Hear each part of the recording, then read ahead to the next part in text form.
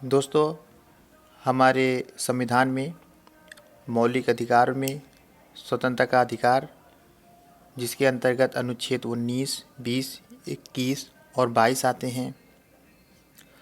जिसमें अनुच्छेद 19 जो वाक स्वतंत्रता का अधिकार देता है, ये खुद ही अपने आप में काफ़ी बड़ा अनुच्छेद है।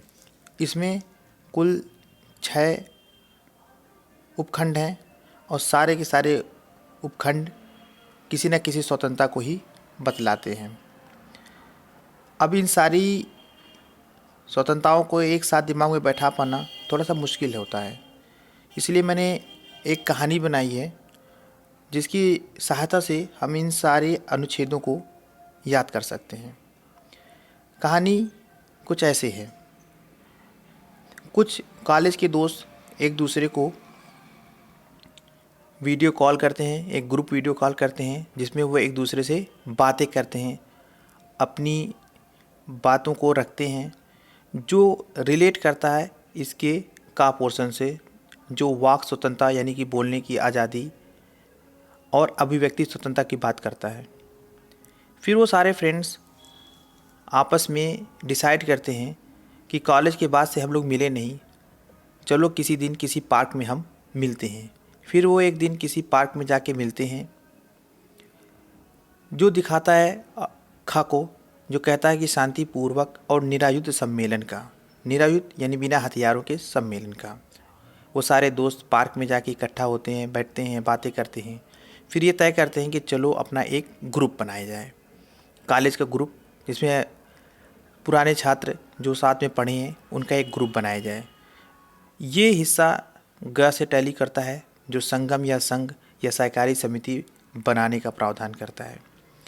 जब उनका एक ग्रुप बन जाता है तो वो सोचते हैं कि चलो अब भारत भ्रमण करते हैं, क्योंकि कॉलेज के बाद से फिर हम कहीं घूमने नहीं निकले एक ग्रुप में, तो अब भारत भ्रमण करते हैं।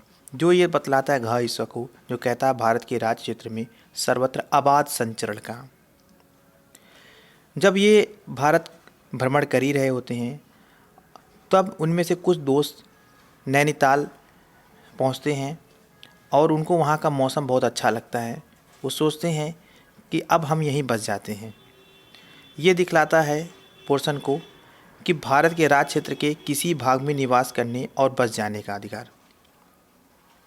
जब वो वहाँ पे बस जाने को तय कर लेते हैं तो सोचते हैं कि अपनी जीविका के लिए, क्योंकि ये टूरिस्ट प्लेस है, तो क्यों ना हम लोग अपना एक कोई होटल खोल लें जो अच्छा चलेगा। और इस चीज़ को टैली करता है ये उपखंड, कोई वृत्ति, उपजीविका, व्यापार या कारोबार करने का अधिकार। अब मैं संक्षेप में सारी बात बताता हूँ। जब उन लोगों ने एक दूसरे को फ़ोन किया और आपस में बातें की तो एक तरीके से वो अपनी वाक स्वतंत्रता और अभिव्यक्ति स्वतंत्रता का प्रयोग कर रहे थे।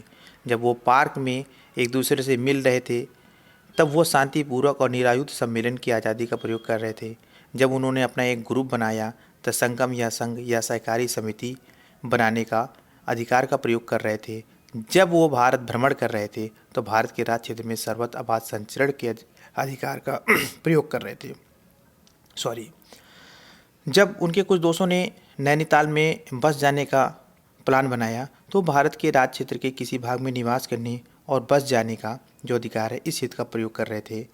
और जब उन्होंने अपना होटल खोला तब वो कोई वृत्ति, उपजीविका, व्यापार या कारोबार करने का अधिकार करने का प्रयोग कर रहे थे।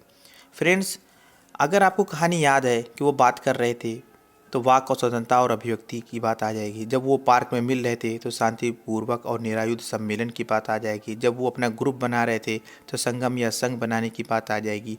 जब वो पूरे इंडिया टहल रहे थे तो भारत के राज्य में सर्वत्र आबाद संचरण की बात आ जाएगी।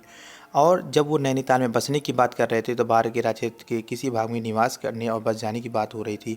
और जब उन्होंने अपना होटल खोला तो कोई वृत्ति, उपजीविका, व्यापार या कारोबार की बात हो रही थी।